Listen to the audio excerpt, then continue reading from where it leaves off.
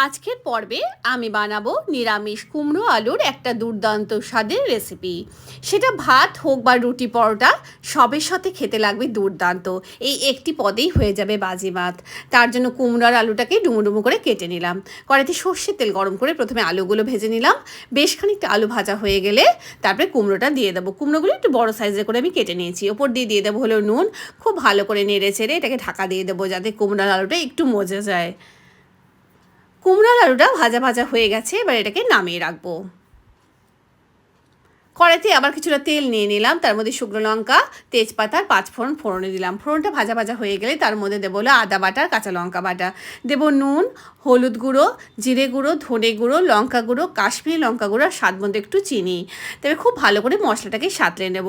মশলা থেকে তেল ছাড়তে শুরু করলে দিয়ে দেবো হলো টমেটো কুচি। টমেটোটা যতক্ষণ না পর্যন্ত নরম হচ্ছে ততক্ষণ রেখে দেবো। এবার ভেজে রাখা কুমড়ো আলু দিয়ে এই মশলার সঙ্গে আবার খুব ভালো করে সাঁতলে নেব। এবার এখানে দিয়ে দেবো হলো পরিমাণ মতো জল,